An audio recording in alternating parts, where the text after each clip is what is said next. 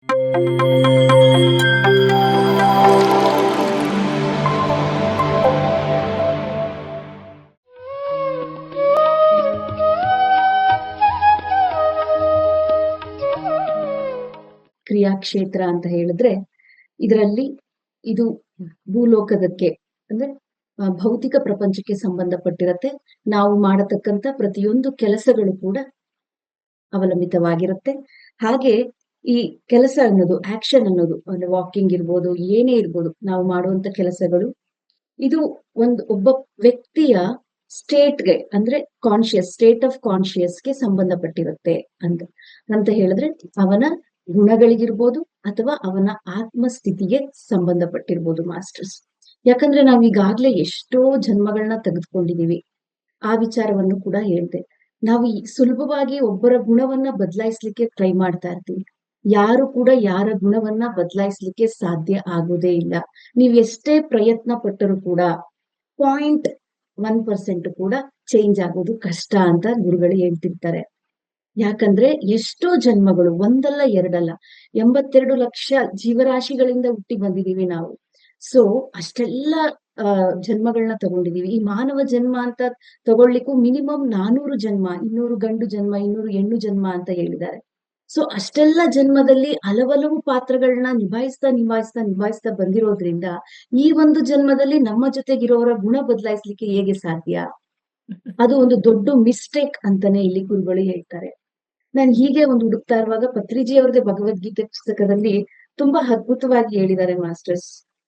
ಬಹುನಿ ಮೇ ವ್ಯತಿಥಾನಿ ಜನ್ಮಾನಿ ತವ ಚಾರ್ಜುನ ತಾನ್ಯಹಂ ವೇದ ಸರ್ವಾಣಿ ನತ್ವಂ ವೇದ ಪರಂತಪ ಅಂತ. ಈ ಜನ್ಮಕ್ಕಿಂತ ಮೊದಲೇ ನಿನಗೂ ನನಗೂ ಅನೇಕ ಜನ್ಮಗಳು ಬಂದು ಹೋಗಿದೆ. ಅದು ನನಗೆ ತಿಳಿದಿದೆ, ನಿನಗೆ ತಿಳಿದಿಲ್ಲ ಅನ್ನೋ ವಿಚಾರಗಳನ್ನ ಹೇಳ್ತಿದ್ದಾರೆ. ಪ್ರತಿಯೊಬ್ಬ ಮನುಷ್ಯ ತನ್ನ ಇಡೀ ಜನ್ಮ ಪರಂಪರೆಯಲ್ಲಿ ಎಷ್ಟೋ ಜನ್ಮಗಳು ತೆಗೆದುಕೊಳ್ತಾನೆ. ಭೌತಿಕ ಜೀವನವನ್ನ ಎಲ್ಲಾ ಕೋನಗಳಿಂದ ಅನುಭವಿಸಲು ಜನ್ಮ ಪರಂಪರೆ ಅನ್ನೋದೇ ಇದೆ. ಎಷ್ಟೋ ಗುಣಗಳಿದೆ. 5 ತರ ಗುಣಗಳು ಹೇಳಿದೆ ನಿನ್ನೆ ಮಾಸ್ಟರ್ಸ್. ತಮೋಗುಣ, ರಜೋಗುಣ, ಸತ್ವಗುಣ, ಸಾತ್ವಿಕ ಗುಣ, ನಿರ್ಗುಣ. ನಾವು ನಿರ್ಗುಣದಿಂದನೇ ಬಂದಿದ್ರು ಕೂಡ ಈ ಭೂಲೋಕಕ್ಕೆ ಬಂದ ಮೇಲೆ ಹಲವಾರು ರೀತಿಯ ಕರ್ಮಗಳನ್ನ ಮಾಡಿ ಸಿಗ್ಗಾಕೊಂಡು ಆ ಗುಣ ಬದಲಾವಣೆಯಲ್ಲಿ ಜನ್ಮಗಳನ್ನ ತೆಗೊಳ್ತಾ ಬಂದಿದೀವಿ. ಸೊ ಜೀವನಕ್ಕೆ ಎಷ್ಟೋ ಕೋನಗಳು, ನಮ್ಮ ಪರಂಪರೆಯಲ್ಲಿ ಎಷ್ಟೋ ಜನ್ಮಗಳು ತಪ್ಪುವುದಿಲ್ಲ ಅಂತ ಇಲ್ಲಿ ತಿಳಿಸ್ತಿದ್ದಾರೆ. ಆದರೆ ಎಲ್ಲಾ ತಿರುವಿನಲ್ಲೂ ಜೀವನವನ್ನ ದರ್ಶಿಸಿದರೇನೆ ಪರಿಪೂರ್ಣ ಮಾನವ ಆಗ್ಲಿಕ್ಕೆ ಸಾಧ್ಯ ಅಂತ ಕೂಡ ಹೇಳ್ತಿದ್ದಾರೆ. ಈಗ ನಾವು ಮೊದಲನೇದಾಗಿ ಜನ್ಮ ತಗೊಂಡಾಗ ಶೈಶವಾತ್ಮವಾಗಿ ಜನ್ಮ ತಗೊಳ್ತೀವಿ. ಇನ್ಫ್ಯಾಂಟ್ ಸೋಲ್ ಅಂತ ಕೂಡ ಕರೀತಾರೆ ಅದನ್ನ.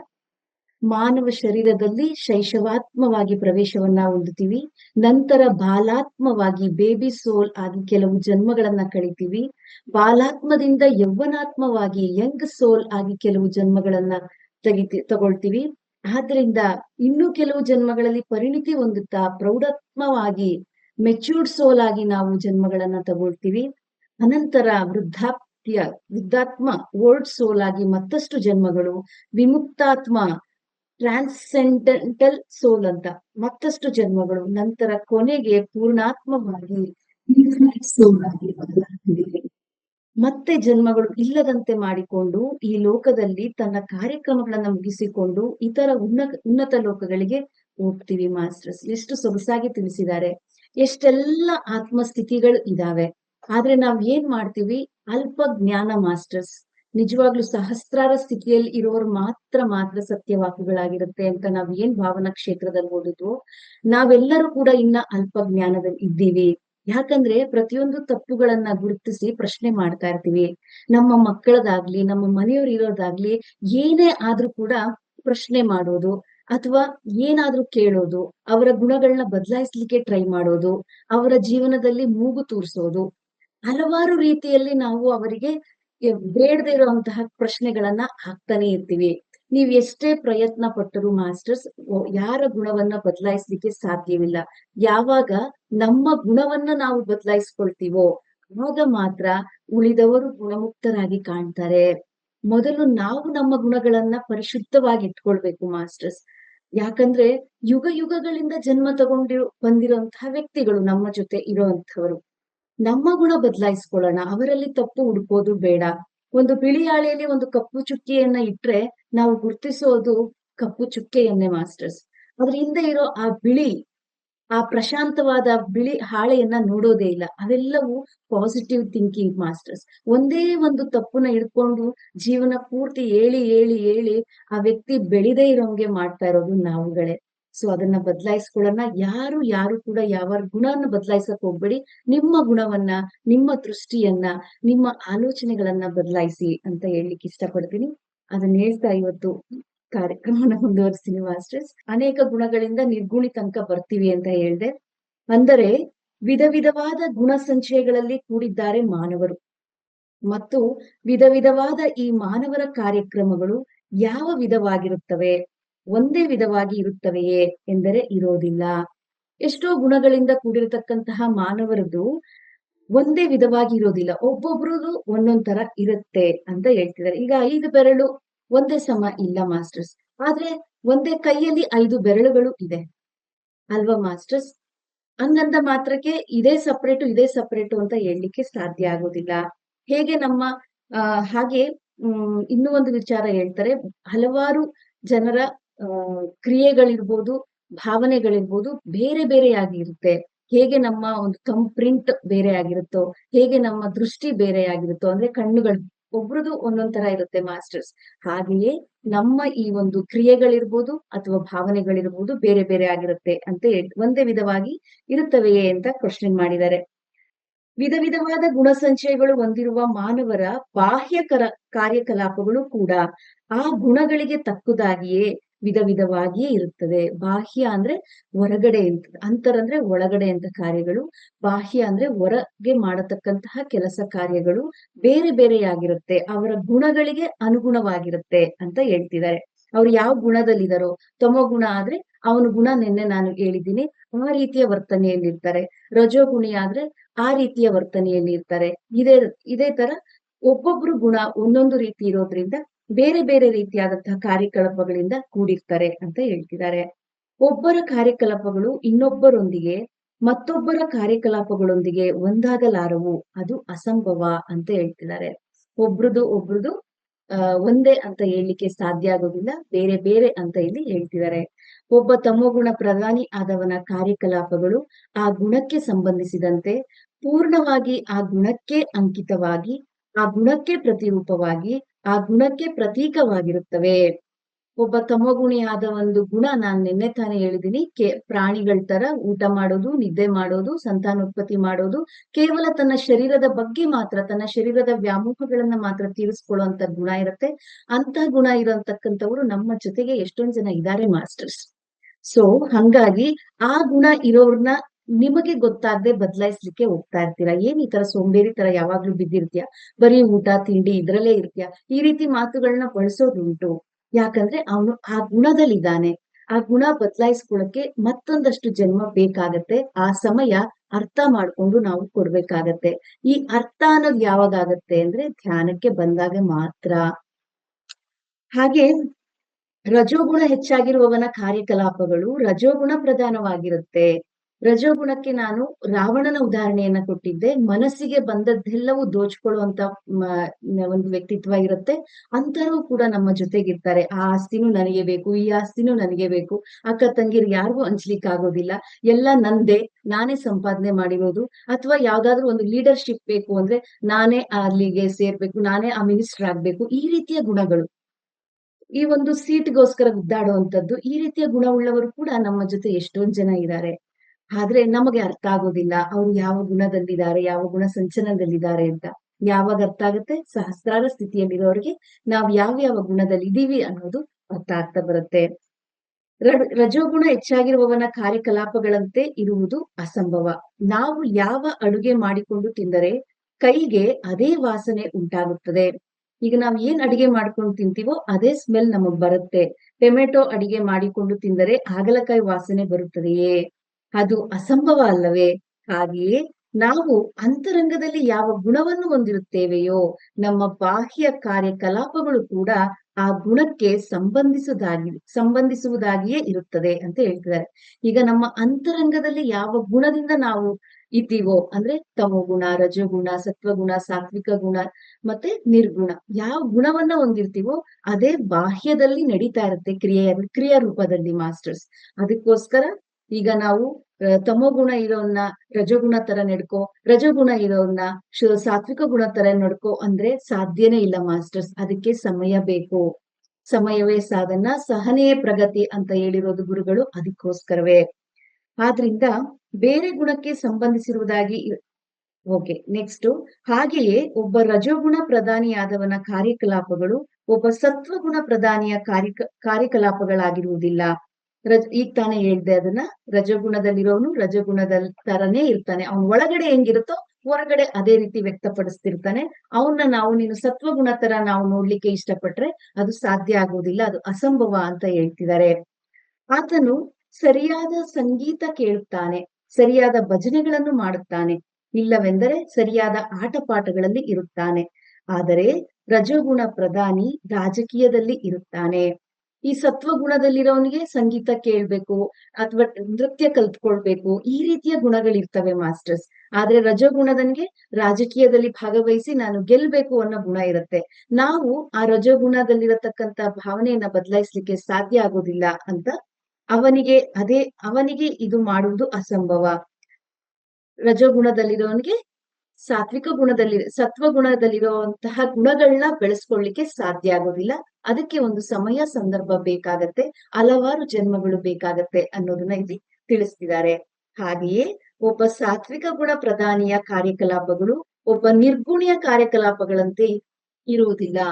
ಈಗ ಸಾತ್ವಿಕ ಆದವನಿಗೆ ನಾನು ಏನ್ ಹೇಳ್ದೆ, ಸಂಗೀತ ಅಂದ್ರೆ ಇಷ್ಟ ಆಗ್ತಿರತ್ತೆ, ಕಲಿಬೇಕು ಅಂತಂದ್ರೆ ತುಂಬಾ ರೀತಿಯ ಪಾಂಡಿತ್ಯವನ್ನ ಹೊಂದಬೇಕು ಅನ್ನೋ ಮನಸ್ಥಿತಿ ಸಾತ್ವಿಕ ಗುಣದವನಾಗಿರುತ್ತಾನೆ. ಆದ್ರೆ ಅವನು ನಿರ್ಗುಣಿಯಾಗಿ ಬದುಕು ಅಂತ ಹೇಳಿದ್ರೆ ಸಾಧ್ಯ ಆಗೋದಿಲ್ಲ. ನಿರ್ಗುಣಿ ಪ್ರಧಾನಿ ಆದವರು ಯಾವಾಗಲೂ ಧ್ಯಾನವನ್ನ ಮಾಡ್ತಿರ್ತಾರೆ, ಧ್ಯಾನವನ್ನ ಹೇಳುತ್ತಿರುತ್ತಾರೆ, ಜ್ಞಾನದ ಕುರಿತು ಮಾತನಾಡುತ್ತಿರುತ್ತಾರೆ, ಜ್ಞಾನದ ಕುರಿತು ಹೇಳ್ತಾ ಇರ್ತಾರೆ. ಈ ನಿರ್ಗುಣಿ ಆದಂತಹ ಸ್ಥಿತಿ ನಮ್ಮ ಪತ್ರಿಜಿಯವರು ಯಾವ ರೀತಿ ಧ್ಯಾನ ಕಲ್ತ್ಕೊಂಡ್ರು, ಧ್ಯಾನ ಕಲ್ಸಿದ್ರು, ಧ್ಯಾನ ಪ್ರಚಾರ ಮಾಡಿದ್ರು, ಹಾಗೆ ಜ್ಞಾನದ ಬಗ್ಗೆ ಯಾವಾಗ್ಲೂ ಜ್ಞಾನ ಸೇವೆಯಲ್ಲಿ ನಿರತರಾಗಿರ್ತಾರೆ ಈ ನಿರ್ಗುಣಿಗಳು ಅಂತ ಹೇಳ್ತಿದ್ದಾರೆ. ಕೇವಲ ಸತ್ವಗುಣ ಪ್ರಧಾನಿಯ ಕಾರ್ಯಕಲಾಪಗಳಲ್ಲಿ, ಕ್ರೀಡೆಗಳಲ್ಲಿ, ಸಂಗೀತಗಳಲ್ಲಿ, ಆಟಪಾಠಗಳಲ್ಲಿ, ಲಲಿತ ಕಲೆಗಳಲ್ಲಿ ನಿರ್ಗುಣ ಪ್ರಧಾನಿಗಳಾದವರು ಅಧಿಕವಾಗಿ ಇರುವುದಿಲ್ಲ, ಇನ್ನೂ ಮೇಲಕ್ಕೆ ಹೋಗುತ್ತಿರುತ್ತಾರೆ. ಸತ್ವಗುಣದಲ್ಲಿ ನಾನು ಹೇಳ್ದಂಗೆ ಅವ್ರಿಗೆ ಇಷ್ಟ ಆದಂಥದ್ದು ಪಾಂಡಿತ್ಯವನ್ನ ಪಡೆಯುವಂಥದ್ದು. ನಿರ್ಗುಣಿ ಆದವರು ಧ್ಯಾನ ಪ್ರಚಾರ ಸೇವೆಯಲ್ಲಿ ಇರುವಂತಹವರು ಇನ್ನು ಉನ್ನತ ಮಟ್ಟಕ್ಕೆ ಹೋಗ್ತಿರ್ತಾರೆ ಹೊತ್ತು ಹಿಂದಕ್ಕೆ ಬರೋದಿಲ್ಲ ಅನ್ನೋ ವಿಚಾರವನ್ನ ಇಲ್ಲಿ ಹೇಳ್ತಿದ್ದಾರೆ. ಆದ್ದರಿಂದ ಹೇಳುವುದೇನೆಂದರೆ ಮಾನವನ ಬಾಹ್ಯ ಕಾರ್ಯಕಲಾಪಗಳು ಕುರುಕ್ಷೇತ್ರಗಳು ಅಂದರೆ ಕ್ರಿಯಾಕ್ಷೇತ್ರಗಳು, ಕಾರ್ಯಕ್ಷೇತ್ರಗಳು, ಕರ್ಮಕ್ಷೇತ್ರಗಳು ಅವರವರ ಅಂತರ್ಗುಣಗಳಿಗೆ ಬಂದಿಗಳು. ನೋಡಿ ಮಾಸ್ಟರ್ಸ್, ಪ್ರತಿಯೊಂದು ಗುಣದಲ್ಲಿರತಕ್ಕಂಥವರು ಏನ್ ಕೆಲ್ಸಗಳು ಮಾಡ್ತಿರ್ತಾರೋ ಅವರ ಒಳಗಡೆ ಯಾವ ಗುಣದಿಂದ ತುಂಬಿಕೊಂಡಿರ್ತಾರೋ ಅದೇ ಬಾಹ್ಯವಾಗಿ ತೋರಿಸ್ತಾ ಇರ್ತಾರೆ. ಅಂತರ್ದಲ್ಲಿ ಯಾವ ಗುಣದಿಂದ ಕೂಡಿರ್ತಾರೋ ಬಾಹ್ಯವಾಗಿಯೂ ಅದೇ ಕ್ರಿಯೆಯಲ್ಲಿ ಕಾಣಿಸ್ತಾ ಇರುತ್ತೆ. ಅಂತರ್ಗುಣಗಳು ಹೇಗೆ ಇರುತ್ತವೆಯೋ ಅವರ ಬಾಹ್ಯ ಕಾರ್ಯಗಳು ಕೂಡ ಹಾಗೆಯೇ ಎರಕ ಒಯ್ದಂತೆ ಇರುತ್ತದೆ. ನಿಮ್ಮ ಕ್ರಿಯೆಗಳು ನಿಮ್ಮ ಗುಣಗಳ ಸಹಜ ನೆರಳುಗಳಾಗಿವೆ. ಅರ್ಥ ಮಾಡ್ಕೊಳ್ಳಿ ಮಾಸ್ಟರ್ಸ್, ನಮ್ಮ ಗುಣಗಳು ನಮ್ಮ ಒಂದು ಶ್ಯಾಡೋ ಇರೋ ತರ ಇರುತ್ತೆ. ನಮ್ಮದೇ ನೆರಳು ಅಂದ್ರೆ ನಮ್ಮ ಒಳಗಡೆ ಏನಿದ್ಯೋ ಅದೇ ವ್ಯಕ್ತವಾಗ್ತಾ ಇರುತ್ತೆ. ಅದು ಗೊತ್ತಿಲ್ಲದೆ ನಾವು ಗುಣ ಬದಲಾಯಿಸ್ಲಿಕ್ಕೆ ಬೇರೆಯವ್ರನ್ನ ಹೋಗ್ತಾ ಇರ್ತೀವಿ. ಮೊದಲು ನಮ್ಮ ಗುಣವನ್ನೇ ನಾವು ಬದಲು ಮಾಡ್ಕೊಳ್ಬೇಕು. ನಿಮ್ಮ ಕಾರ್ಯಕಲಾಪಗಳು ನಿಮ್ಮ ಅಂತರ್ಗುಣಗಳ, ನಿಮ್ಮ ಸ್ವಧರ್ಮದ ಪರಿಚಾಯಿಗಳು. ನಮ್ಮ ಎಲ್ಲಾ ಕೆಲಸ ಕಾರ್ಯಗಳು ಏನಿದ್ಯೋ ಅದು ನಮ್ಮ ಒಳಗಿರತಕ್ಕಂತಹ ಗುಣಗಳ, ನಮ್ಮ ಸ್ವಧರ್ಮದ ಪರಿಚಾಯಿಗಳು ಅಂತ ಹೇಳ್ತಿದ್ದಾರೆ, ಬಂದಿಗಳು ಅಂತ ಹೇಳ್ತಿದ್ದಾರೆ. ನಿಮ್ಮ ಗುಣ ಒಂದು ವಿಧವಾಗಿಯೂ ನಿಮ್ಮ ಕ್ರಿಯೆ ಒಂದು ವಿಧವಾಗಿಯೂ ಇರುವುದು ಅಸಂಭವ. ನಮ್ಮ ಗುಣ ಯಾವ ರೀತಿ ಇರುತ್ತೋ ಅದೇ ವ್ಯಕ್ತವಾಗ್ತಿರುತ್ತೆ. ಗುಣ ಒಂಥರ ಕೆಲ್ಸ ಒಂಥರ ಇರೋದಿಲ್ಲ, ಅದು ಅಸಂಭವ ಅಂತ ಹೇಳ್ತಿದ್ದಾರೆ. ಅದಕ್ಕೋಸ್ಕರ ನಾವು ಯಾರ ಗುಣವನ್ನ ನಾನು ಮತ್ತೆ ಅದನ್ನೇ ಹೇಳ್ತಾ ಇದ್ದೀನಿ. ಯಾಕಂದ್ರೆ ನಾವು ಈ ಕೆಲಸದಲ್ಲಿ ಎತ್ತಿದ ಕೈ ಮಾಸ್ಟರ್ಸ್. ಬೇರೆಯವ್ರದ ತಪ್ಪುಗಳನ್ನ ಅವರ ಜೀವನದಲ್ಲಿ ಮೂಗ್ ತೂರ್ಸೋದು ಬಹಳ. ಹಿಂಗ್ ಮಾಡ್ಬೇಡ, ಹಂಗ್ ಮಾಡ್ಬೇಡ, ಹಂಗಿರು ಹಿಂಗಿರು ಅನ್ನೋದು ತುಂಬಾ. ಅದಕ್ಕೋಸ್ಕರವಾಗಿ ಯಾರ್ ಗುಣವನ್ನ ಬದಲಾಯಿಸಕ್ಕೆ ಹೋಗ್ಬಾರ್ದು, ಅದು ಅಸಂಭವ ಅಂತ ಇಲ್ಲಿ ಹೇಳ್ತಿದ್ದಾರೆ. ಈ ಗುಣ ಎಂಬುದು ಅಷ್ಟು ಬೇಗನೆ ಬದಲಾಗುತ್ತದೆಯೇ? ಅದು ಬದಲಾಗದು. ಎಷ್ಟೋ ನಿಧಾನವಾಗಿ ಬದಲಾಗುತ್ತಿರುತ್ತದೆ. ಆದ್ದರಿಂದ ಯಾರ ಕಾರ್ಯಕಲಾಪಗಳನ್ನು ಕೂಡ ನಾವು ನಿಂದಿಸಬಾರದು. ಅವರು ಅದೇ ಹೇಳ್ತಿದ್ದಾರೆ. ಈ ಗುಣಗಳನ್ನದು ಅಷ್ಟು ಸುಲಭ ಅಲ್ಲ ಬದಲಾಗೋದು. ಅದಕ್ಕೋಸ್ಕರ ಅವಕ್ಕಾಗಿ ಟೈಮ್ ಕೊಡ್ಬೇಕು. ನಿಧಾನವಾಗಿ ಬದಲಾಗತ್ತೆ. ಎಲ್ಲರ ಕಾರ್ಯಕಲಾಪಗಳನ್ನು ಕೂಡ ನಾವು ನಿಂದಿಸಬಾರ್ದು ಅಂತ ಹೇಳ್ತಿದ್ದಾರೆ. ಬಸವಣ್ಣನವರ ಒಂದು ವಚನ ನೆನಪಾಗತ್ತೆ. ತನ್ನ ಬಣ್ಣಿಸಬೇಡ ಇದಿರ ಅಳಿಯಲು ಬೇಡ ಅನ್ನೋ ಒಂದಿದ್ಯಲ್ಲ ಆ ಟೈಪ್. ಕಲಬೇಡ ಕೊಲಬೇಡ ಹುಸಿಯ ನುಡಿಯಲು ಬೇಡ. Yes masters. ಏಕೆಂದರೆ ಚಿಕ್ಕ ಮಕ್ಕಳು ಹಾಗೆಯೇ ಮಾಡುತ್ತಾರೆ. ಅಂದ್ರೆ ಆತ್ಮದ ವಯಸ್ಸಿನಲ್ಲಿ ಚಿಕ್ಕ ಮಕ್ಕಳು ಅಂದ್ರೆ ಮಕ್ಕಳು ಯಾವ ರೀತಿ ಇರ್ತಾರೋ ಅದೇ ರೀತಿ ಇರ್ತಾರೆ. ಅವರಿಗೆ ಇನ್ನೂ ಕೆಲವು ಜನ್ಮಗಳೇ ಆಗಿರುವುದು. ಅವರಿಗೆ ಇನ್ನು ನಿನಗಿರುವ ಅನುಭವ ಅಂದರೆ 100 ಜನ್ಮಗಳು ಆಗಿಲ್ಲ. ಅಂದ್ರೆ ಚಿಕ್ಕ ಮಕ್ಕಳಿಗೆ ಸ್ವಲ್ಪ ಜನ್ಮಗಳಿಂದ ಬಂದಿರ್ತಾರೆ ಅವರು. ನಾವು ಪಡ್ತಿರೋಂತ ಎಕ್ಸ್ಪೀರಿಯನ್ಸ್ ಅವ್ರಿಗೆ ಆಗಿರೋದಿಲ್ಲ. ನಾವು ಹಲವಾರು ಜನ್ಮಗಳನ್ನ ತೆಗ್ದಿರ್ತೀವಿ ಅಂತ ಹೇಳ್ತಿರ್ತಾರೆ. 100 ಅವರಿಗೆ 5 ಜನ್ಮಗಳೇ ಆಗಿರುವುದು. ಆದ್ದರಿಂದ ಅವರು ಹಾಗೆಯೇ ಇರುತ್ತಾರೆ. 5 ಜನ್ಮಗಳಿಗೆ ಯಾವ ಯಾವ ಗುಣಗಳು ಸ್ವಭಾವ ಸಿದ್ಧವೋ ಅವರಿಗೆ ಆ ಗುಣಗಳು ಇರುತ್ತವೆ. 5 ಜನ್ಮಕ್ಕೆ ಯಾವ ರೀತಿ ಗುಣ ಇರ್ಬೇಕೋ ಆ ರೀತಿ ಗುಣವನ್ನ ಅವ್ರು ತಗೊಂಡ್ ಬಂದಿರ್ತಾರೆ. 100 ಜನ್ಮ ತಗೊಂಡಿರೋರ್ಗೆ ಯಾವ ರೀತಿ ಗುಣ ಇರ್ಬೇಕೋ ಆ ರೀತಿ ಗುಣವನ್ನ ನಾವು ತಗೊಂಡ್ ಬಂದಿರ್ತೀವಿ ಅನ್ನೋ ವಿಚಾರವನ್ನ ಇಲ್ಲಿ ವ್ಯಕ್ತಪಡಿಸ್ತಿದ್ದಾರೆ. ಹಾಗೆಯೇ 100 ಜನ್ಮಗಳು ಮುಗಿಸಿದವರು ಯಾವ ಸ್ವಭಾವಗಳಿಂದ ಇರುತ್ತಾರೋ ಅವರು ಆ ರೀತಿಯೇ ಮಾಡುತ್ತಿರುತ್ತಾರೆ. 100 ಜನ್ಮಗಳನ್ನ ತೀರಿಸಿದೀವಿ ಅಂದ್ರೆ ನಾವೀಗ ಅಲ್ಲಿ ಎಷ್ಟೋ ಪಾಠಗಳನ್ನ ಕಲ್ತು ಪುನಃ ಜನ್ಮಗಳನ್ನ ತಗೊಳ್ತಾ ಇರ್ತೀವಿ. ಆದ್ರಿಂದ ಆ 100 ಜನ್ಮಗಳಲ್ಲಿ ಮುಗಿಸಿದಂತಹವರು ಯಾವ ಸ್ವಭಾವಗಳಿಂದ ಇರ್ತಾರೋ ಆ ರೀತಿ ಅವರು ಕೆಲಸ ಮಾಡ್ತಿರ್ತಾರೆ ಅನ್ನೋದನ್ನ ಹೇಳ್ತಿದ್ದಾರೆ. ಹಾಗೆಯೇ 1,000 ಜನ್ಮಗಳು ತೆಗೆದುಕೊಂಡವರು ಯಾವ ಯಾವ ಕಾರ್ಯಗಳನ್ನ ಮಾಡಬೇಕೋ ಆ ಕಾರ್ಯಗಳೇ ಮಾಡುತ್ತಾರೆ. ಆದ್ದರಿಂದ ತಪ್ಪು ಎಲ್ಲಿದೆ? ತಪ್ಪು ಎಂಬುದು ಇಲ್ಲವೇ ಇಲ್ಲ. ತಪ್ಪು ತೋರಿಸುವುದು ಎಂಬುದು ಎಲ್ಲದಕ್ಕಿಂತ ದೊಡ್ಡ ತಪ್ಪು. ನೋಡಿ ಮಾಸ್ಟರ್ಸ್, ಯಾರನ್ನು ಪಾಯಿಂಟ್ ಔಟ್ ಮಾಡಬಾರ್ದು ಅಂತ ಏನ್ ಹೇಳ್ತಿದಾರೋ ಗುರುಗಳು ಅದನ್ನೇ ಇಲ್ಲೂ ಮತ್ತೆ ತೋರಿಸ್ತಿದ್ದಾರೆ. ತಪ್ಪು ತೋರಿಸುವುದು ಎಂಬುದು ಎಲ್ಲದಕ್ಕಿಂತ ದೊಡ್ಡ ತಪ್ಪು. ಮಾನವನು ಎಷ್ಟೋ ಜನ್ಮಗಳು ತೆಗೆದುಕೊಳ್ಳಲೇಬೇಕು. ಮೊದಲನೇದಾಗಿ ಪ್ರತಿ ಮಾನವನು ಕೆಲವು ಜನ್ಮಗಳಲ್ಲಿ ತಮಗುಣಿಯಾಗಿ ಹುಟ್ಟಬೇಕಾದ್ದೆ. ಇನ್ನು ಕೆಲವು ಜನ್ಮಗಳು ರಜೋಗುಣ ಪ್ರಧಾನಿಯಾಗಿ ಇರಬೇಕಾದ್ದೆ. ಇನ್ನು ಕೆಲವು ಜನ್ಮಗಳು ಸತ್ವಗುಣ ಪ್ರಧಾನಿಯಾಗಿ ಇರಬೇಕಾದ್ದೆ. ಕೊನೆಗೆ ನಿರ್ಗುಣಿ ಆಗಿ ಬಿಡುತ್ತಾನೆ. ಯಾರನ್ನು ತಪ್ಪು ಹಿಡಿಯಬೇಕಾದ ಅವಶ್ಯಕತೆ ಇಲ್ಲ. ಎಷ್ಟು ಕ್ಲಿಯರ್ ಆಗಿ ಹೇಳ್ಬಿಟ್ರು ಮಾಸ್ಟರ್ಸ್. ನಮ್ಮ ಜೊತೆಗಿರೋರ್ಗೆ ನಾವು ಎಷ್ಟು ಟೈಮ್ ಕೊಡ್ಬೇಕು ಅನ್ನೋದನ್ನ ನಾವೀಗ ಯೋಚನೆ ಮಾಡ್ಲಿಕ್ಕೆ ಶುರು ಮಾಡ್ಬೇಕು. ಸೊ ಯಾಕಂದ್ರೆ ಅವರ ಒಳಗಿರುವ ಗುಣದ ರೀತಿ ಅವರ ಕ್ರಿಯೆಗಳು ಇರುತ್ತೆ. ದಯವಿಟ್ಟು ಯಾರನ್ನು ಕೂಡ ಬದಲಾಯಿಸ್ಲಿಕ್ಕೆ ಹೋಗ್ಬೇಡಿ. ನಿಮ್ಮ ಒಳಗಿರತಕ್ಕಂತಹ ಗುಣಗಳ ರೀತಿ ನೀವು ಹೊರಗಡೆ ಕ್ರಿಯೆಗಳನ್ನ ಮಾಡ್ತಿರ್ತೀರಾ. ಮಕ್ಕಳಾದ್ರೆ ಕಡಿಮೆ ಜನ್ಮದಿಂದ ಬಂದಿರ್ತಾರೆ. ನೀವು ಹಲವಾರು ಜನ್ಮಗಳನ್ನ ತಗೊಂಡಿರ್ತೀರಾ ಅನ್ನೋದನ್ನ ಅರ್ಥ ಮಾಡಿಸ್ತಿದ್ದಾರೆ. ಆದ್ರಿಂದ ಆ ಒಂದು ಜನ್ಮಗಳನ್ನ ದಾಟ್ಲಿಕ್ಕೆ ಸಮಯ ಬೇಕಾಗತ್ತೆ. ಪ್ರತಿಯೊಂದು ಗುಣಗಳನ್ನ ಬದಲಾಯಿಸಕ್ಕೆ ಎಷ್ಟೋ ಜನ್ಮಗಳನ್ನ ತಗೊಳ್ತಿರ್ತಾರೆ. ಅದಕ್ಕೋಸ್ಕರ ಯಾರನ್ನು ಕೂಡ ಬದಲಾಯಿಸ್ಲಿಕ್ಕೆ ಹೋಗ್ಬೇಡಿ. ಆ ಅವಶ್ಯಕತೆ ಇಲ್ಲ. ತಪ್ಪು ಹಿಡಿಯಬೇಕಾದ ಅವಶ್ಯಕತೆ ಇಲ್ಲ ಅನ್ನೋದನ್ನ ಇಲ್ಲಿ ವ್ಯಕ್ತಪಡಿಸ್ತಿದ್ದಾರೆ. ಅದಕ್ಕೆ ಜಡ್ಜ್ ಎ ನಾಟ್ ಎಂದು ಹೇಳಿದ್ದಾರೆ ಜೀಸಸ್ ಕ್ರೈಸ್ಟ್. ಕೆಲವು ಜನರು ಒಬ್ಬ ವೇಶ್ಯೆಯನ್ನು ಕಲ್ಲುಗಳಿಂದ ಹೊಡೆಯುತ್ತಿದ್ದಾರೆ. ನಿಮ್ಮಲ್ಲಿ ಯಾರ್ಯಾರು ತಪ್ಪು ಮಾಡಿಲ್ಲವೋ ಅವರು ಮಾತ್ರ ಕಲ್ಲುಗಳನ್ನು ತೆಗೆದುಕೊಂಡು ಹೊಡೆಯಿರಿ ಎಂದರು ಜೀಸಸ್. ನೋಡಿ ಮಾಸ್ಟರ್ಸ್, ಇದು ಒಂಥರ ಸಾವಿಲ್ಲದ ಮನೆಯಲ್ಲಿ ಸಾಸಿವೆ ಕಾಳು ತಗೊಂಬ ಅಂತ ಸಾವಿತ್ರಿ ಅನ್ನೋ ವ್ಯಕ್ತಿಗೆ ಹೇಳಿದಂತ ಬುದ್ಧ ಹೇಳ್ತಾನೆ ನೋಡಿ. ಮಗು ಸತ್ತೋಗಿದ್ದಾಗ ನನ್ನ ಮಗುನ ಬದುಕಿಸ್ಕೊಡು ಅಂತ ಕೇಳ್ತಿದ್ದಾಗ ಯಾರ ಮನೇಲಿ ಸಾವಿಲ್ವೋ ಅವ್ರ ಮನೇಲಿ ಸಾಸಿವೆ ಕಳಿಸ್ಕೊಂಬ ಅಂತ ಕಳಿಸ್ತಾನೆ. ಯಾರ ಮನೇಲಿ ಇರಲ್ಲ ಸಾವು ಮಾಸ್ಟರ್ಸ್. ಹಾಗೆ ಇಲ್ಲಿ ಯಾರ ಹತ್ರ ತಪ್ಪಿರೋದಿಲ್ಲ. ಪ್ರತಿಯೊಬ್ರು ಒಂದಲ್ಲ ಒಂದು ತಪ್ಪುಗಳನ್ನ ಮಾಡಿರ್ತಾರೆ. ಸೊ ಯಾರು ತಪ್ಪು ಮಾಡಿಲ್ವೋ ಅವ್ರು ಮಾತ್ರ ಕಲ್ ತಗೊಂಡು ಹೊಡಿರಿ ಅಂದಾಗ ಯಾರು ಹೊಡಿಲಿಕ್ಕೆ ಸಾಧ್ಯನೇ ಆಗುದಿಲ್ವಂತೆ. ಆ ಒಂದು ಉದಾಹರಣೆಯನ್ನ ಇಲ್ಲಿ ಜೀಸಸ್ ಕೊಡ್ತಿದ್ದಾರೆ. ಎಲ್ಲರೂ ಕೂಡ ಆಗ ಕಲ್ಲುಗಳನ್ನ ಕೆಳಕ್ಕೆ ಹಾಕಿದರು. ಅವರವರ ಸ್ಥಿತಿಯಲ್ಲಿ ಅಥವಾ ಮಟ್ಟದಲ್ಲಿ ಅವರು ತಪ್ಪುಗಳು ಮಾಡಿರುತ್ತಿರುತ್ತಾರೆ. ಆದ್ದರಿಂದ ನಾವು ಯಾರ ತಪ್ಪುಗಳನ್ನು ಕಂಡುಹಿಡಿಯುವ ಅರ್ಹತೆ ಇಲ್ಲದವರು. ಅವ್ರವ್ರ ಗುಣಗಳಿಗೆ ಅನುಗುಣವಾಗಿ ಅವ್ರ ಕ್ರಿಯೆಗಳನ್ನ ಮಾಡಿರ್ತಾರೆ. ಸೊ ಪ್ರತಿಯೊಬ್ರು ತಪ್ಪು ಮಾಡಿಯೇ ಇರ್ತಾರೆ. ಸೊ ಅವ್ರನ್ನ ಬದಲಾಯಿಸುವಂತ ಅವಶ್ಯಕತೆ ಇಲ್ಲ ಅಂತ ಇಲ್ಲಿ ಹೇಳ್ತಿದ್ದಾರೆ. ಆದ್ದರಿಂದ ಯಾರ ಕ್ರಿಯೆಗಳನ್ನು ಸಹ ಬೇರೆಯವರು ನಿಂದಿಸಿದರೆ ಅದು ತಪ್ಪು. ಯಾರಾದ್ರೂ ಒಂದು ಕೆಲಸ ಮಾಡ್ತಾ ಇದ್ದಾರೆ ಅಂದ್ರೆ ಅದಕ್ಕೆ ನಾವು ನಿಂದನೆಯನ್ನ ವ್ಯಕ್ತಪಡಿಸ್ತಾ ಇದೀವಿ ಅಂದ್ರೆ ಅದು ತಪ್ಪು ಅಂತ ಹೇಳ್ತಿದ್ದಾರೆ. ಏಕೆಂದ್ರೆ ನಮಗೆ ಯಾರ ಕ್ರಿಯೆಯನ್ನು ಸಹ ನಿಂದಿಸುವ ಅರ್ಹತೆ ಇಲ್ಲ. ಹಾಗೆಯೇ ಈ ಲೋಕದಲ್ಲಿ ಮಾಡಿರುವ ಕೊಲೆಗಳು, ಮಾನಭಂಗಗಳು ಯಾವುದರ ಬಗ್ಗೆಯೂ ಮೇಲಿನ ಲೋಕವಾಸಿಗಳು ಯಾರು ಸಹ ಗಣನೆಗೆ ತೆಗೆದುಕೊಳ್ಳುವುದಿಲ್ಲ. ನಾವ್ ಏನೇ ಕ್ರಿಯೆಗಳನ್ನ ಮಾಡ್ಲಿ ಮಾಸ್ಟರ್ಸ್, ಕೊಲೆ, ಸುಲ್ಗೆ, ಅತ್ಯಾಚಾರ ಏನೇ ಮಾಡ್ಲಿ ಯಾವುದನ್ನು ಮೇಲಿನ ಲೋಕದ ನಿವಾಸಿಗಳು ಗಣನೆಗೆ ತೆಗೆದುಕೊಳ್ಳುವುದಿಲ್ಲ ಅಂತ ಹೇಳ್ತಿದ್ದಾರೆ. ಮೇಲಿನ ಲೋಕದಲ್ಲಿ ತೀರ್ಪು ಇರೋದಿಲ್ಲ. ಅವರು ಸುಮ್ಮನೆ ನೀನು ಏನು ಮಾಡಿದೆ ಸ್ವಾಮಿ, ನಿನ್ನ ಕತೆ ಹೇಳು ಎನ್ನುತ್ತಾರೆ ಅಷ್ಟೇ. ಅವ್ರು ಯಾವುದೇ ರೀತಿಯಾದಂತಹ ತೀರ್ಪುಗಳನ್ನ ಕೊಡೋದಿಲ್ಲ. ಯಾಕೆ ಹಿಂಗ್ ಮಾಡ್ದೆ ನೀನು, ನೀನ್ ಮಾಡಿದ್ದಕ್ಕೆ ಈ ಪನಿಷ್ಮೆಂಟ್ ಅನ್ನೋದು ಏನು ಇಲ್ಲ ಮಾಸ್ಟರ್ಸ್ ಅಂತ ಹೇಳ್ತಿದ್ದಾರೆ ಇಲ್ಲಿ. ಅವ್ರು ಸುಮ್ಮನೆ ನೀನು ಏನ್ ಮಾಡಿದೆ ಸ್ವಾಮಿ, ನಿನ್ನ ಕತೆ ಹೇಳು ಅಂತ ಕೇಳ್ತಾರಂತೆ. ನಂತರ ನೀನು ಮುಂದಕ್ಕೆ ಏನು ಮಾಡುತ್ತೀಯಾ ಎಂದು ನಮ್ಮನ್ನೇ ಕೇಳುತ್ತಾರೆ. ನೋಡಿ ಮಾಸ್ಟರ್ಸ್, ಅಲ್ಲೂ ಕೂಡ ನಮಗೆ ಸ್ವತಂತ್ರ ಇದೆ. ನಾವಿಲ್ಲಿ ಒಂದು ಮರಣವನ್ನ ಹೊಂದಿ ಮೇಲ್ ಹೋದ್ರೂ ಕೂಡ ನಮ್ಗೆ ಅಲ್ಲೂ ಕೂಡ ಕಲಿಯೋದೇ ಇರುತ್ತೆ. ನೀನ್ ಏನ್ ಮಾಡ್ತೀಯ ನಮ್ಮದೇ ನಿರ್ಧಾರ. ನಿನಗೇನ್ ಬೇಕೋ ಅದನ್ನ ಹೇಳು. ಓಹೋ, ಹಾಗೆ ಮಾಡುತ್ತೀಯಾ? ಅದಕ್ಕೆ ಬೇಕಾದ ಸೌಲಭ್ಯಗಳನ್ನು ಏರ್ಪಾಡು ಮಾಡುತ್ತಾರೆ.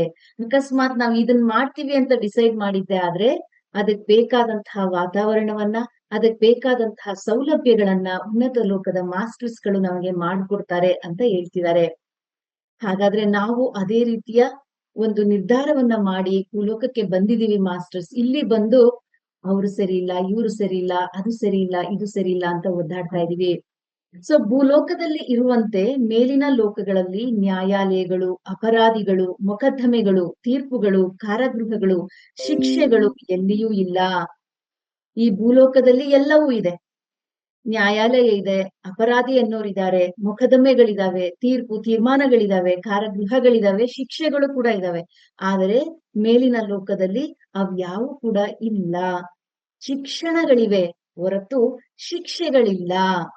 ಅಲ್ಲಿ ನಮಗೆ ನಾಲೆಡ್ಜ್ ಅನ್ನ, ಜ್ಞಾನವನ್ನ ಕೊಡ್ಲಿಕ್ಕೆ ಇದ್ದಾರೆ ಹೊರತು ಶಿಕ್ಷೆ ಕೊಡ್ಲಿಕ್ಕೆ ಯಾರು ಇಲ್ಲ ಅಂತ ಹೇಳ್ತಿದ್ದಾರೆ.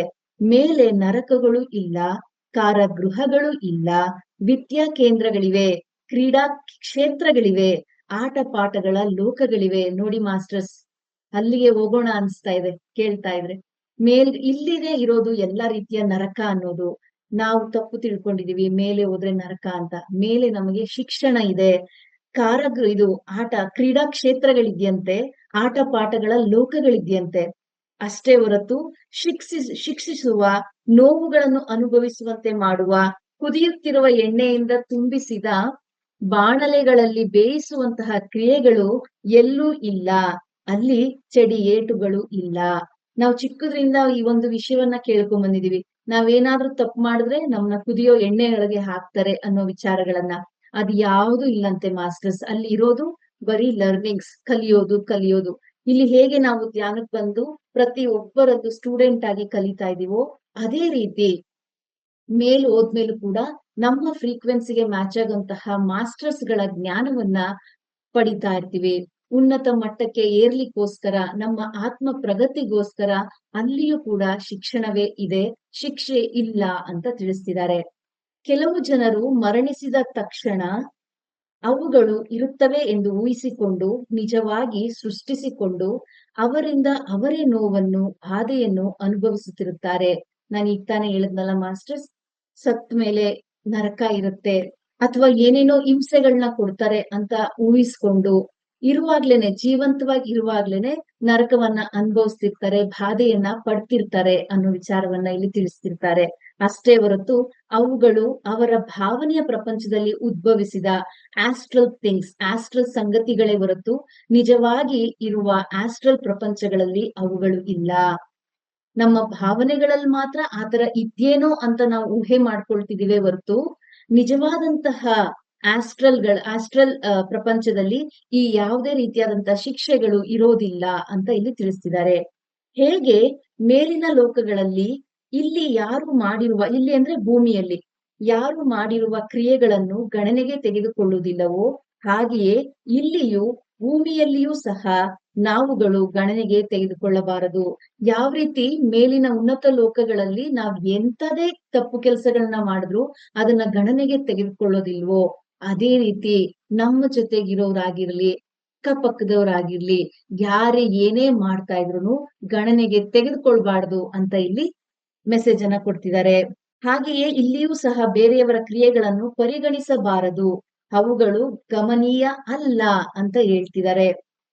ಶಿಶುಪಾಲನು ಯಾವಾಗಲೂ ಶ್ರೀಕೃಷ್ಣನನ್ನು ಬೈಯುತ್ತಲೇ ಇರ್ತಾನೆ. ಶ್ರೀಕೃಷ್ಣನು 99 ಸಲ ಗಮನ ಕೊಡುವುದಿಲ್ಲ, ಲಕ್ಷ್ಯ ಕೊಡೋದಿಲ್ಲ. 99 ಬಾರಿ ಕೂಡ ಬಯಸ್ಕೊಳ್ತಾನೆ ಕೃಷ್ಣ. ಮೊದಲನೇ ಸಲ ಲಕ್ಷ್ಯ ಕೊಡೋದಿಲ್ಲ, ಎರಡನೇ ಸಲವೂ ಲಕ್ಷ್ಯ ಕೊಡೋದಿಲ್ಲ. ಶಿಶುಪಾಲನು ಕ್ರಿಯೆಯನ್ನು ಮಾಡುತ್ತಿದ್ದಾನೆ. ನೋಡಿ ಮಾಸ್ಟರ್ಸ್, ಎಷ್ಟು ಸಲ ಎಷ್ಟು ಸಹನೆಯಿಂದ 99 ಸಲ ಅವನು ಬೈದ್ರುನು ಅದ ಕಡೆ ಗಮನನೇ ಕೊಡದೆ, ಲಕ್ಷ್ಯ ಕೊಡದೆ ಇರ್ತಾನೆ. ಶಿಶುಪಾಲನು ಕ್ರಿಯೆಯನ್ನು ಮಾಡುತ್ತಿದ್ದಾನೆ, ಆದರೂ ಚಿಂತಿಸುವುದಿಲ್ಲ. ಕೊನೆಗೆ ಶ್ರೀಕೃಷ್ಣನು ಸ್ವಧರ್ಮದ ಪ್ರಕಾರ ಶಿಶುಪಾಲನ ತಲೆಯನ್ನು ತೆಗೆದು ಹಾಕಿದ. ಸ್ವಧರ್ಮದ ಪ್ರಕಾರ, ಧರ್ಮವನ್ನ ಉಳಿಸುವುದಕ್ಕೋಸ್ಕರ ಆ ಶಿಶುಪಾಲನು ಆತನ ತಲೆಯನ್ನು ತೆಗೆದು ಹಾಕಿದ. ಅವನ ಸ್ವಧರ್ಮದ ಪ್ರಕಾರ ಅವನು ಬೈಯುತ್ತಿದ್ದಾನೆ. ಶ್ರೀಕೃಷ್ಣನ ಸ್ವಧರ್ಮದ ಪ್ರಕಾರ ಮೊದಲು ಲೆಕ್ಕಿಸದೆ ನಂತರ ತಲೆಯನ್ನು ಕತ್ತರಿಸಿದ. ಆ ಶಿಶುಪಾಲನ ಆತ್ಮಸ್ಥಿತಿ ಅಥವಾ ಅವನ ಗುಣಸಂಚಲನ ಏನಿದೆಯೋ ಆ ರೀತಿ ಅವನು ನಡ್ಕೊಳ್ತಿದ್ದಾನೆ. ಸೊ 99 ಬಾರಿಯೂ ಕೂಡ ಲಕ್ಷ್ಯ ಕೊಡೋದಿಲ್ಲ. ನೆಕ್ಸ್ಟ್ ಈ ಶ್ರೀಕೃಷ್ಣನ ಆತ್ಮಸ್ಥಿತಿ ಮತ್ತು ಅವನ ಒಂದು ಗುಣದ ಮೇಲೆ ಅವನು ಯಾವ ಕೆಲಸ ಮಾಡ್ಬೇಕೋ ಅದನ್ನ ಮಾಡ್ದ. ಅವನ ತಲೆಯನ್ನ ಕತ್ತರಿಸ್ದ. ಕ್ರಿಯಾ ಪ್ರಪಂಚ ಎಂಬುದು ಅಂತರ್ಗುಣ ಪ್ರಪಂಚಕ್ಕೆ ಬಂದಿ. ಭಗವದ್ಗೀತೆಯಲ್ಲಿ ಕೃಷ್ಣ ಹೇಳುತ್ತಾರೆ, ತಮೋ ರಜೋ ಸಾತ್ವಿಕ ಗುಣಗಳು ಪ್ರಕೃತಿ ಸಹಜ. ಅವು ಪ್ರಕೃತಿ ಮಡಿಲಿನಿಂದ ಬಂದಿವೆ, ಅವು ನೀನು ಅಲ್ಲ. ನೋಡಿ ಮಾಸ್ಟರ್ಸ್, ಈ ತಮೋ ಗುಣ ಇರ್ಬೋದು, ರಜಗುಣ ಇರ್ಬೋದು, ಸಾತ್ವಿಕ ಗುಣಗಳಿರ್ಬೋದು, ಅದು ಪ್ರಕೃತಿ ಸಹಜವಾದಂಥದ್ದು. ಅವು ಪ್ರಕೃತಿ ಮಡಿಲಿನಿಂದ ಬಂದಂಥದ್ದು. ಅವು ನೀನು ಅಲ್ಲ, ನಾನು ಯಾರು ಎಂಬುದನ್ನ ಮತ್ತೆ ತೋರಿಸಿದ್ದಾರೆ. ನಾವು ನಿರ್ಗುಣಿಗಳು ಅಂತ ತೋರಿಸ್ತಿದ್ದಾರೆ ಇಲ್ಲಿ ಮಾಸ್ಟರ್ಸ್. ನಿನ್ನ ಚಟುವಟಿಕೆಗಳು ನೀನು ಅಲ್ಲ, ನಿನ್ನ ರಜೋಗುಣ ನೀನು ಅಲ್ಲ, ನಿನ್ನ ತಮೋಗುಣ ನೀನು ಅಲ್ಲ. ನೀನು ಅಂದ್ರೆ ಆತ್ಮ ಮಾಸ್ಟರ್ಸ್. ಇಲ್ಲಿ ಆತ್ಮದ ಬಗ್ಗೆ ಹೇಳ್ತಾ ಇರೋದು. ನೀನು ಅಲ್ಲ ಅಂದ್ರೆ ನಿನ್ನ ಸಾತ್ವಿಕ ಗುಣ ನೀನು ಅಲ್ಲ, ಇವು ಯಾವ ಕೂಡ ನೀನು ಅಲ್ಲ. ನೀನು ಗುಣರಹಿತನು. ಅದು ನಿನ್ನ ವಸ್ತುತಃ ನಿನ್ನ ನಿಜ ಪ್ರಕೃತಿ. ನೋಡಿ ಮಾಸ್ಟರ್ಸ್, ನಮ್ಮ ನಿಜ ಪ್ರಕೃತಿ ಏನು ಅಂತ ಹೇಳಿದ್ರೆ ನಾವು ಗುಣಾತೀತರು, ಗುಣರಹಿತರು. ಇಲ್ಲಿ ನಡೀತಾ ಇರುವಂತದ್ದು ತಮೋಗುಣ, ರಜೋಗುಣ, ಸತ್ವಗುಣದಲ್ಲಿ ಇದೀವಿ ಅಂತ ಏನ್ ಹೇಳ್ತಾ ಇದೀವಿ, ಅದು ನಾವ್ ಅಲ್ಲ. ಅದನ್ನ ಕಂಡ್ಕೊಳ್ಬೇಕು ಅಂದ್ರೆ ಏನ್ ಮಾಡ್ಬೇಕು? ಧ್ಯಾನ ಸಾಧನೆ ಮಾಡ್ಬೇಕು ಮಾಸ್ಟರ್ಸ್. ಉಳಿದ ಪ್ರಕೃತಿಯಲ್ಲಿ ರಜೋ ತಮೋ ಸಾತ್ವಿಕ ಗುಣಗಳು ತಮ್ಮಷ್ಟಕ್ಕೆ ತಾವು ಕೆಲಸ ಮಾಡುತ್ತಾ ಹೋಗುತ್ತಿರುತ್ತವೆ. ನೀನು ಅವುಗಳಿಗೆ ಸಾಕ್ಷೀಭೂತನಾಗು, ಸಾಕ್ಷಿ ಮಾತ್ರವಾಗು. ನೋಡಿ ಮಾಸ್ಟರ್ಸ್, ವಿಟ್ನೆಸ್ ಆಗಿ ಇರು ಅಂತ ಹೇಳ್ತಿದ್ದಾರೆ. ಉಳಿದ ಪ್ರಕೃತಿಯಲ್ಲಿ ರಜೋ ತಮೋ ಸಾತ್ವಿಕ ಗುಣಗಳು ತಮ್ಮಷ್ಟಕ್ಕೆ ತಾವು ಕೆಲಸ ಮಾಡುತ್ತಾ ಹೋಗ್ತಿರ್ತವೆ. ಬರೀ ನೀನು ಸಾಕ್ಷಿಭೂತನಾಗು, ಸಾಕ್ಷಿ ಮಾತ್ರನಾಗು. ಅವುಗಳ ಬಗ್ಗೆ ಚಿಂತಿಸುವ ಅವಶ್ಯಕತೆ ಇಲ್ಲ, ಲೆಕ್ಕಿಸುವ ಅರ್ಹತೆ ಇಲ್ಲ. ನಾವು ನಡೆಯುತ್ತಿದ್ದರೆ ನಮ್ಮ ನೆರಳನ್ನು ನಾವು ಚಿಂತಿಸುವುದಿಲ್ಲ. ನಾವು ಯಾವ ಕಡೆ ಹೋದರೆ ಅದು ಆ ಕಡೆಗೆ ಹೋಗುತ್ತಿರುತ್ತದೆ. ನಾವು ನಿಂತರೆ ನಮ್ಮ ನೆರಳು ನಿಲ್ಲುತ್ತದೆ. ನೋಡಿ ಮಾಸ್ಟರ್ಸ್, ಎಷ್ಟು ನೀಟಾಗಿ ಹೇಳ್ಬಿಟ್ರು. ಶ್ಯಾಡೋಗೆ ಹೋಲಿಸ್ಬಿಟ್ರು ಎಲ್ಲವನ್ನು ಕೂಡ. ಅವುಗಳ ಬಗ್ಗೆ ನಾವು ಚಿಂತನೆ ಮಾಡೋದಿಲ್ಲ. ನನ್ ಹಿಂದೆ ಯಾಕೆ ಬರ್ತಾ ಇದೆ, ನನ್ ಪಕ್ಕ ಯಾಕೆ ಬರ್ತಾ ಇದೆ, ನನ್ ಮುಂದೆ ಯಾಕೆ ಬರ್ತಾ ಇದೆ, ಯಾಕೆ ನಿಂತ್ಕೊಂಡೇ ಬಿಡ್ತು ಅಂತ ನೆರಳು ಬಗ್ಗೆ ನಾವು ಡಿಸ್ಕಸ್ಸೇ ಮಾಡೋದಿಲ್ವಲ್ಲ.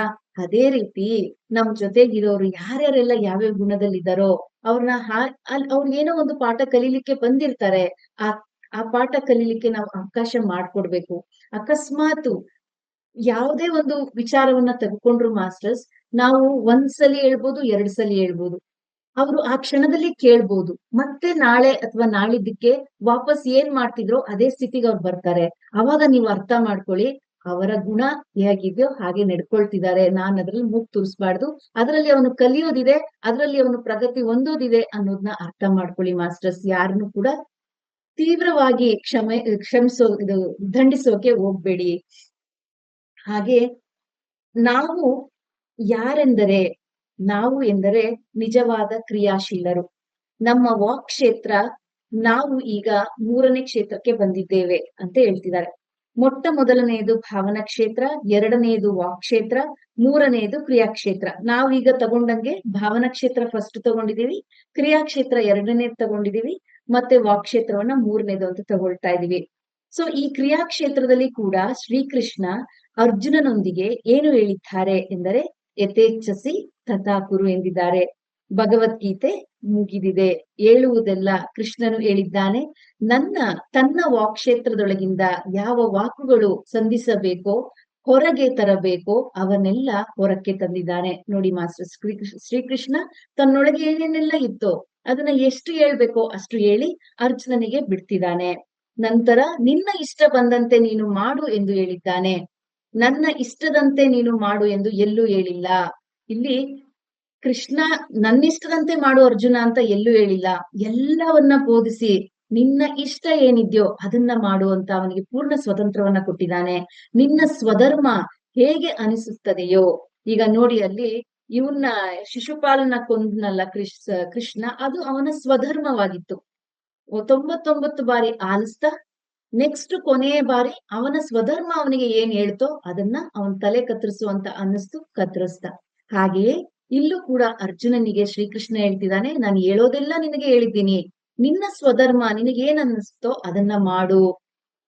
ನಾವು ಕೂಡ ಹಾಗೆ ಬಿಡ್ಬೇಕು ಮಾಸ್ಟರ್ಸ್, ಹೇಳೋದ್ ಹೇಳ್ಬೇಕು, ಇನ್ನು ನಿನ್ನಿಷ್ಟ, ನೀನ್ ಏನ್ ಬೇಕು ಅದನ್ನ ಮಾಡು. ಅದನ್ ನೀವು ನಿಮ್ಮ ಮನೇಲಿರೋ ವ್ಯಕ್ತಿಗಳನ್ನೇ ತಗೊಳ್ಳಿ ಮಾಸ್ಟರ್ಸ್, ಹೇಳೋಸ್ ತನಕ ಹೇಳಿ ಅಷ್ಟೇ. ನಾವು ಒಡೆಯೋ ಮಟ್ಟಕ್ಕೆ ಹೋಗ್ತೀವಿ, ಬೈಯೋ ಮಟ್ಟಕ್ಕೆ ಹೋಗ್ತೀವಿ, ಶಾಪ ಹಾಕೋ ಮಟ್ಟಕ್ಕೆ ಹೋಗ್ತೀವಿ, ಬೇಡ. ನಮ್ಮ ಎನರ್ಜಿಯನ್ನ ನಾವೇ ಕಳ್ಕೊಳ್ತಾ ಇರ್ತೀವಿ. ಹೇಳೋಷ್ಟು ಹೇಳೋದು, ಇನ್ನು ನಿನ್ನಿಷ್ಟ, ನಿನಗೇನ್ ಅನ್ಸುತ್ತೋ ಅದು ಮಾಡು, ನಿನ್ನ ಸ್ವಧರ್ಮ ಏನ್ ಅನ್ಸುತ್ತೋ ಆ ರೀತಿ ಮಾಡು ಅಂತ ಬಿಡ್ಬೇಕು ಅನ್ನೋ ಒಂದು ಮೆಸೇಜ್ ನನಗ್ ಗೊತ್ತಾಗ್ತಾ ಇದೆ ಮಾಸ್ಟರ್ಸ್. ಹಾಗೆ ನಿನ್ನ ಸ್ವಧರ್ಮ ಹೇಗೆ ಅನಿಸುತ್ತದೆಯೋ, ನಿನ್ನ ಸ್ವಗುಣ ಹೇಗೆ ನಿನ್ನನ್ನು ಪ್ರೇರೇಪಿಸುತ್ತದೆಯೋ ಹಾಗೆಯೇ ಮಾಡು, ಹಾಗೆಯೇ ವಿಕಸಿಸು. ನನ್ನ ಅನುಗುಣವಾಗಿ ನೀನು ವಿಕಸಿಸುವುದಿಲ್ಲ, ಅಪ್ಪೋ ದೀಪೋಭವ ಎಂದಿದ್ದಾನೆ ಶ್ರೀಕೃಷ್ಣನು. ನಿನ್ನನ್ನು ನೀನೇ ಉದ್ಧರಿಸಿಕೋ, ಅಪ್ಪೋ ದೀಪೋಭವ ಅಂತ ಹೇಳಿದ್ರೆ ಮಾಸ್ಟರ್ಸ್, ಯಾರು ಕೂಡ ಯಾರ ಜೀವನವನ್ನ ಉದ್ಧಾರ ಮಾಡ್ಲಿಕ್ಕೆ ಹೊರಡ್ಬೇಡಿ. ದಯವಿಟ್ಟು ನಮ್ಮನ್ನ ನಾವು ಉದ್ಧರಿಸ್ಕೊಳ್ಳೋಣ, ನಮ್ಮ ಗುಣಗಳನ್ನ ಬದಲಾಯಿಸ್ಕೊಳ್ಳೋಣ, ನಮ್ಮ ಆಲೋಚನಾ ವಿಧಾನವನ್ನ ಬದಲಾಯಿಸ್ಕೊಳ್ಳೋಣ, ಆಗ ಬದುಕು ಸುಂದರವಾಗಿರುತ್ತೆ ಅಂತ ಹೇಳಲಿಕ್ಕೆ ಇಷ್ಟಪಡ್ತೀನಿ. ಇನ್ನೂ ಇದೆ ಮಾಸ್ಟರ್ಸ್, ಈ ಕ್ರಿಯಾ ಕ್ಷೇತ್ರದ ಬಗ್ಗೆ ಮುಂದುವರಿಸೋಣ ಅಂತ ಹೇಳ್ತಾ ಇವತ್ತಿನ ಈ ಸಂಚಿಕೆಯನ್ನ ಇಲ್ಲಿಗೆ ಮುಕ್ತಾಯ ಮಾಡ್ತೀನಿ. ಇಷ್ಟು ಅವಕಾಶ ಕೊಟ್ಟು ತಾಳ್ಮೆಯಿಂದ ಕೇಳಿದ ಎಲ್ಲರಿಗೂ ಕೂಡ ನನ್ನ ತುಂಬ ಹೃದಯದ ಧನ್ಯವಾದಗಳು masters. Thank you. PMC Kannada channel ಅನ್ನು ಲೈಕ್ ಮಾಡಿ, ಶೇರ್ ಮಾಡಿ, ಸಬ್ಸ್ಕ್ರೈಬ್ ಮಾಡಿ ಮತ್ತು ಮಾಡಿಸಿ. ಎಲ್ಲರಿಗೂ ಧನ್ಯವಾದಗಳು.